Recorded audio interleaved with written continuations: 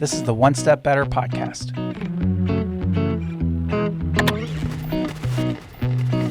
Helping small businesses make wins each and every week.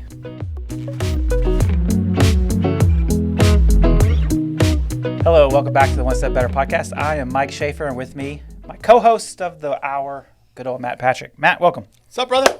Yeah, I'm doing well. How are you? Doing great. Very good. Today, we're going to talk about a topic that is been something that's been really transformative over the Patrick Accounting and Works lifespan, and that is using or finding other people. Probably not using other people. Using. We use other people. No, finding other people in our industry that can help us get better, right? So the whole idea of our podcast, One Step Better, is we're trying to find ways to help the listeners get one step better in running their business. So we're going to tell you one way that we got 1, 2, 3, 5, 10, 100 million steps better. And that is through the help of other people. But before we jump into that, we got to talk about things that are going to get, or people that are going to help us personally. So the question of the week, Matt, is if you could get expert level one-on-one coaching for one skill set, what would that skill set be? What are you going to be mentored in? I could go really personal, or I can be professional, or I could. I want to know both now. I would love, I'm 48 now. Back in the day, I would have loved to had somebody that could really keep me super focused at all times, which would be an impossible task.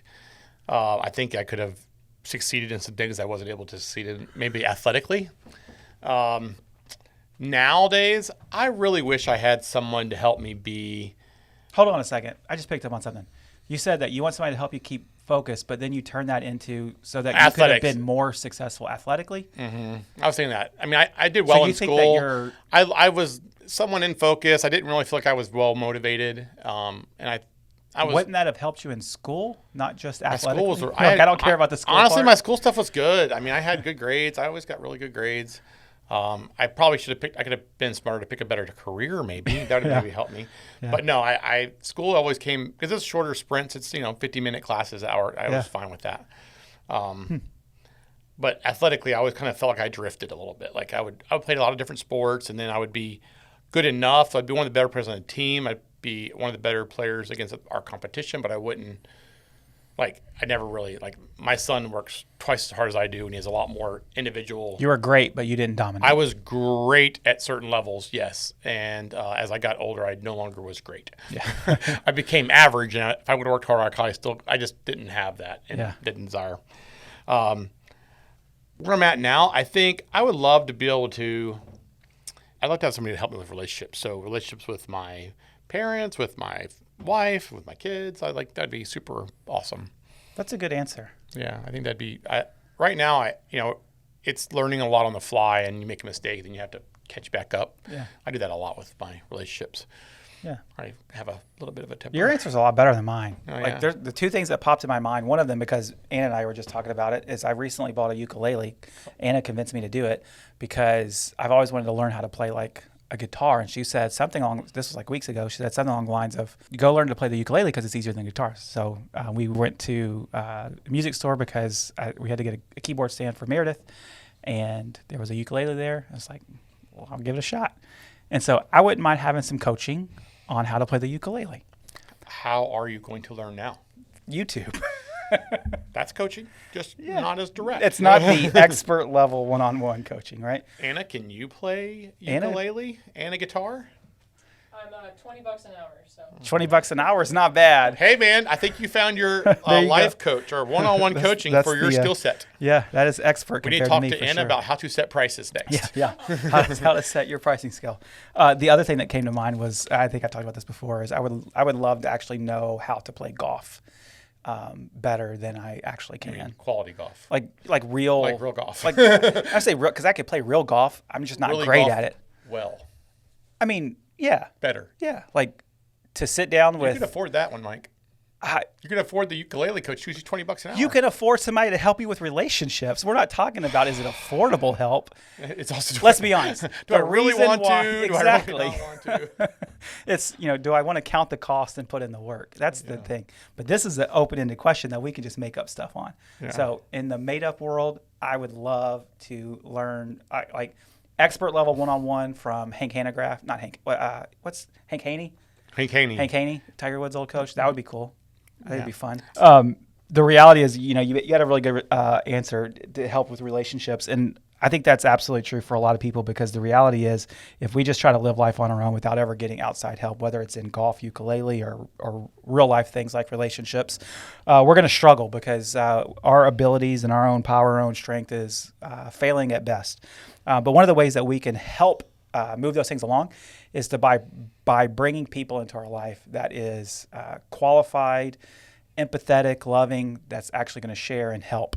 And we've experienced that through a variety of conferences and not agencies. We've experienced that through a variety of conferences and peer groups that we've been able to be a part of over the years, which is really, like I said at the very beginning, has spurred us along greatly. And so, Matt, whenever you can think back, whenever you were starting your business, or really even a couple years in when you were trying to figure things out, at what point did you realize that your ability to succeed was going to greatly increase and be enhanced by the input and actions of others? Probably like in the first 10 minutes of opening my business, I realized that, oh crap, I'm way over my head. It was that fast? It was that quick? It was. I was lucky enough. One of my first people, I've said my story before, but one of the first people I went and I dropped off my CPA certificate or my CPA license to get renewed at a pack mail. And that guy says, "Hey, I need an accountant. I see that you're an accountant. Are you interested in doing my accounting?" And the guy next to me needs an accountant. And that was kind of my first and second client. That second client said, "Hey, I'm a part of this thing called BNI." And I have never heard of what BNI was. And all I knew was there was other small business owners in the room. I had never really been in a small business. My parents owned one, but I worked in a large firm. And it was just good to be around other business owners, like to hear their stories, the same empathy that I had for them, they had for me, wanting to help each other. It was a really good group of people, still is. I'm not active in it anymore. It's been a number of years now, and most of those people are well past it, but it was really a good group to be a part of. Now, they didn't know how to run my business. They didn't know how to understand how we make money, but it was a room of peers of some kind. It was not all same industry peers, but it was a room of peers.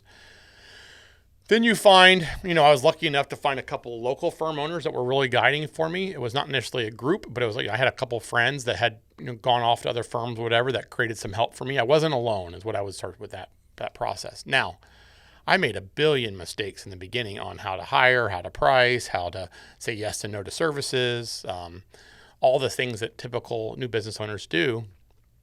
I did those things. I was super fortunate, to kind of get pushed into a software vendor that I needed to use for our stuff, who happened to have a web forum, which was also an interesting thing in the beginning. It was a kind of a peer group online that I would ask questions from. That led me to what is today PASBA, and that is my association, and I think it changed my family's whole trajectory. I've said this over and over again. I can't count the amount of benefit that organization's given me. As far as money, as far as friends, as far as, there's shoulders to cry on and pats on the back and kicks in the ass and all those things that exactly what I needed to exactly when I need it. Like it's an amazing organization. But even that, we've done a good job of developing. I've done a good job of developing relationships within that group these are my best friends in the world. And they know all our hidden skeletons and every uncomfortable thing that's ever happened in our firm and every bad decision I've made hiring or, decision I made trying to do something we shouldn't be doing yet when it comes to work or a service. And they've been a wonderful group to hold me accountable. And I hopefully I've done the same to them. But they've changed my family's life. No doubt about it. So you found them relatively early on, though. Within a few years of 3 years from opening my firm. Yeah. And so would you do it differently if you had, let's say you're the established practice that we are now, would you enter into an organization, a peer group, whatever you want to call it, like that, differently having an established business versus being relatively new? We've done a little bit of that with Vistage. We did that a little bit with some local peer groups, masterminds. Dave Ramsey's Entry Leadership Group has that mastermind program. I think all those are wonderful places. Anywhere you're in a community of other business owners is a wonderful place to start. Honestly, we've done it with our clients. So our clients are, friends, and then we go, well, I know this guy's a banker, I know this guy's an attorney, I want to have lunch together. That's similar. You're starting to create those relationships, but like having a peer group that you can be accountable to, and then also learn from what other, you're going to learn their mistakes and what they do well, and ooh, that's a good idea. I get you out of the weeds of running your own business, which is huge as a small business owner. That's how I feel. I'm curious to I think that most of our clients even would probably say that they have some type of peer group already, whether that is just they know some people Formal that also, or informal, yeah. And so if I already have a peer group, what should I be doing within that group that's really going to spur me on? How do I get the most out of that group? I'll tell you what some of the big things for us were. Early on, we decided that we have a big organization, so it's a couple hundred firms, and then we all we all formed littler groups that are manageable, 8 to 10 firms. 10 business owners is a good number for a peer group, in my opinion. We paired up with somebody in that peer group to be accountable each year, and we kind of rotate over the years.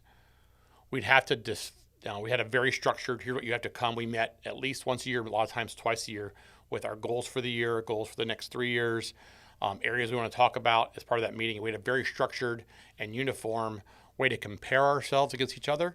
If we're in the same industry, it's a little easier. If you're not in the same industry, it's okay. Here's my profit margin. Here's my labor cost. Here's the industry norms. You'd have to come up with some very standardized ways to kind of measure, but in our world, we're all talking the same language. And that was big for me to go, these guys have got some stuff figured out. When I joined the group, I was the second smallest of the 10 firms. And it gave me a target, honestly. It gave me okay, this is what's possible if I continue to do the right things and use all these people around me. I said the word use again. But honestly, it was, being a part of this and listening to what they're doing right. And, well, maybe I would do something a little bit differently. And I felt like I brought a different perspective than they did. A lot of them had second generation firms or their firms that they had bought, where I started my firm from scratch. It's where we got our sales and marketing program from. It's where we got very defined services, and they've been a wonderful blessing to us. But I'd want to have structure. It can't just be let's go meet and have coffee and shoot the bull. I needed that. We had to get away from the office. It's not going to be in somebody's office. We would get in a hotel room and we'd get a conference room there, and we'd literally stay there for every firm gets a couple hours every year, and we just go through the issues that we're struggling with, and we compare our numbers. And I think for the purposes of this conversation, I think that's what's different about really a peer group from maybe it's the same industry or like kind versus I'm just friends with other people who run a business or own a business, whatever it may be. Because in the more informal settings, because those exist in more, I have at plenty of PAS, but those there's guys. plenty of informal settings that happen. But when it's only that, and you lose the structure of, all right, now it's time to actually get into the details or get into the weeds or get into the problems, whatever it is, to actually solve some things. I find that people shy away from that. So in my world, this is no different whenever you start talking about peer groups and the structure of PASBA and how you get more involved. My first thought goes to that's church. It's church, right? Exactly. Small groups. And my background is I was a pastor for multiple years, and I think of it as the difference between you go to church on Sunday morning versus you have home groups. The church I go to now, we have home groups on Sunday nights, and the similarity is I can't get involved unless I actually get involved. Mm-hmm. And so it's easy to go to church in the morning. It's easy to go to a conference and sit in the back of the room and listen to whatever's happening, but never, raise your hand or ask a question, or never take the next step to a smaller group, or never actually engage with the people around you. And if you're not willing to do the things necessary to actually learn, you're just going to kind of flounder a little bit. There are so many firms in PASBA that I don't think have gotten enough out of it because they listen, but they don't act. Yeah. The beauty of how I feel like I've been lucky enough to be a part of something is not only am I going to be asked to act, I'm going to be forced to act. I'm going to be held accountable to acting. And I have an accountability. Like, they're going to ask me, hey, these were your goals last year. Let's go through what happened. Like, wait, why did you not attain the goal you had? It's very direct. And they know all the stuff. I mean, there's nothing that you're hiding from them. I've been with them now for, it's been 15 years. They know everything about my life, my family, my financials, and they've seen my personal financial. They've seen my bank account balance for the last 15 years. They know. Mm-hmm. And so there's no hiding success or failure. There's no hiding, from that group. And I wouldn't want to. Yeah. I think getting engaged is easier for you than it is for other people, for some people anyway. Mm-hmm. Like, our personalities are different. You're a little more out there. You're more, I say, extroverted. You're willing to, go rub elbows with people. I'm a little more reserved in that way. And so for somebody like you, it's easy to go into that big conference room, and like, there was never going to be a chance that you went into a group like that and didn't get engaged. Whereas someone like me, it is easier to kind of sit and listen and try to pick up on things before you really, go full-fledged into things. And so I think that's the biggest similarity there is, if you really are going to get the most out of a group like that, you can't just sit in the back. You have to do something to engage with the other people. Yeah, I mean, there's some things that my personality maybe led to. It was more of a, I wasn't afraid to call them and say, I want to go visit your firm. Yeah. Hey, I want to come hang out with you guys for a couple of days. What would you mind if I just sit in the corner while that's going on? And they're like, sure. Nobody ever minds. And I promise you, there's never been a time when a firm's asked me to come to my office, I wouldn't say, sure, come on. When do you want to come tomorrow? Like, it's fine, anytime. And I think that's similar to how most businesses are. Hey, I'm proud of what we've done. That's number one. But also, I'm learning just as much from you coming here as I'm going to learn from Miko and somewhere else. Every person brings a different perspective that I value. And I think there's always, it just takes one little idea to take something and run with it. You're very open-minded in that way, which I think is a good thing. Yeah, it can lead me down some paths. It can. But it's important to understand, like what you just said was, if anybody was to call and say, hey, can I come visit, the door's open. It's an automatic yes. Mm-hmm. Whereas some people, I believe, feel like, I don't want to make that call because they're going to say no, or they're going to think less of me, or they're not going to be very hospitable. And the reality is, and I don't think that's necessarily... We've never had a case where they weren't like, oh my gosh, come on. Yeah. I've never heard anybody go, well, we've had people go like, now I can't do it this month, but let's do it next month. Timing. Yeah, timing, but never like, oh, please, And I think most people in most industries are like that. Mm-hmm. I don't think that the majority of business owners out there are, man, there's a secret sauce here and I'm not going to share it. I'm not going to open it up, or I'm not going to, and I'm not talking about like trade secret type stuff. I also think of like geography matters a little bit. Sure. But I'll be honest, I've had CPA firms in Memphis come hang out with us. One of my best friends, or one of my longtime friends, is at another firm. He left from Big Five and went to a local firm, and they're kind of starting a little bit what we do. Come on. I mean, yeah. He wouldn't steal my client. I wouldn't steal his client, and that's fine. Yeah.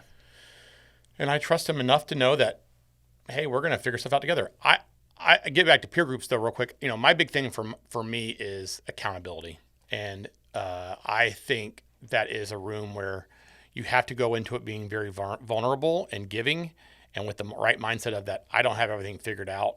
Here's what I'm working on. Here's what I'm trying to do. What are you doing? And that's a good idea. We're all working together, I think, is my mindset is, hey, well, if they have a great idea, I'm going to go try to do something similar to that. Or if I fail at something, I'm going to be very honest with them, that was stupid. I shouldn't have done that. And that's just being vulnerable. How do you find those groups?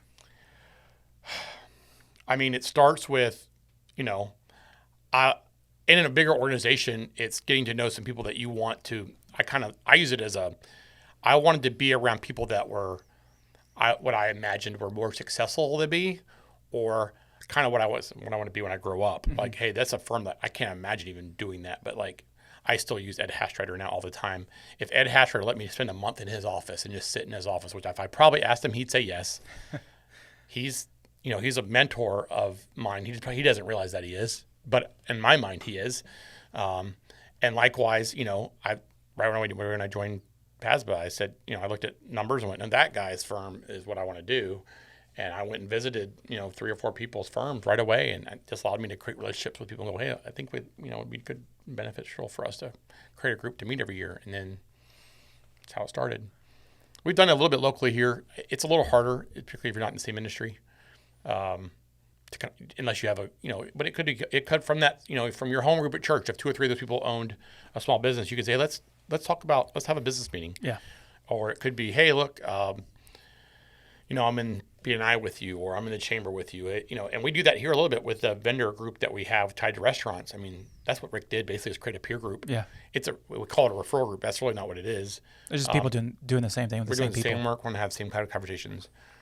Do you think it's like, I don't want to say mandatory, but it's more helpful though, right? If it's same industry, like you can do some type of comparisons. Like if you got nothing, if you've got nobody else, just go grab some people that are doing similar stuff. But yeah, I mean, I would say yes, and I would say I would start with an association of something. So like there's dental ones, there's law ones, there's there's auto body ones, there's restaurant association. The restaurant association has a peer group right now that you can join.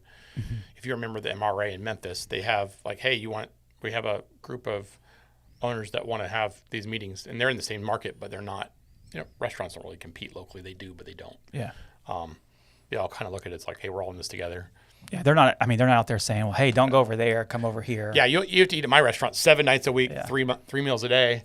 That doesn't happen. So it's a different world. Yeah.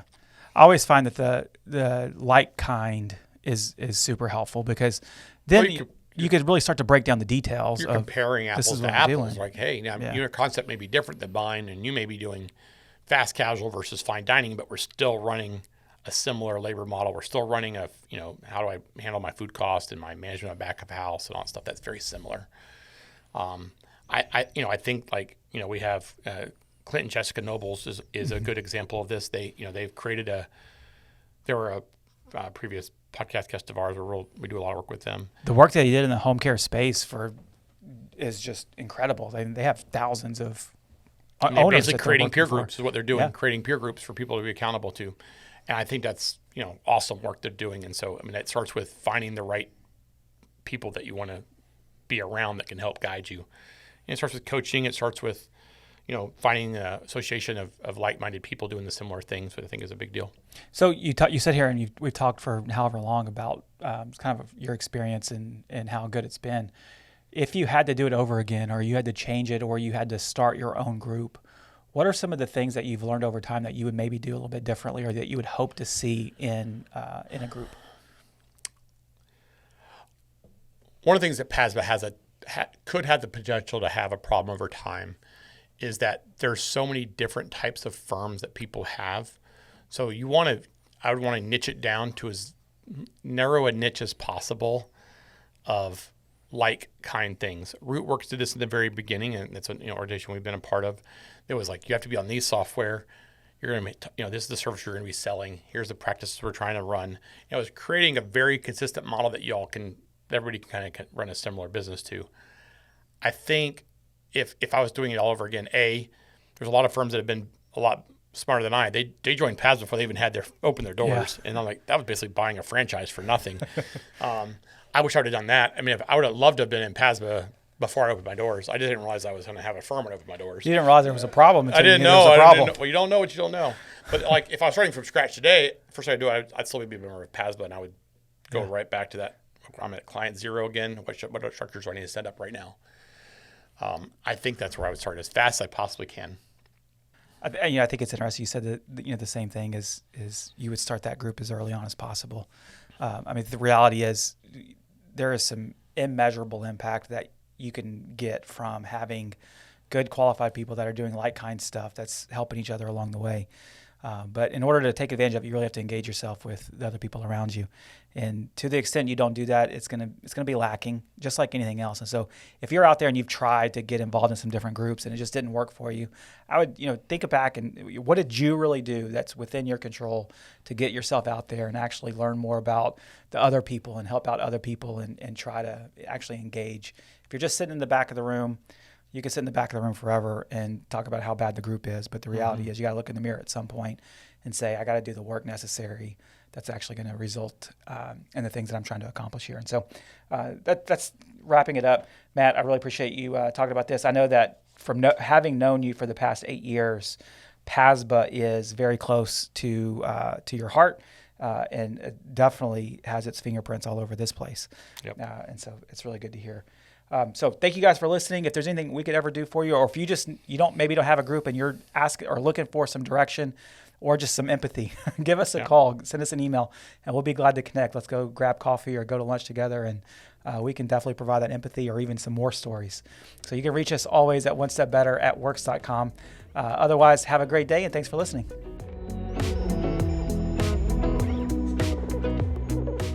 Thanks for listening to the One Step Better podcast.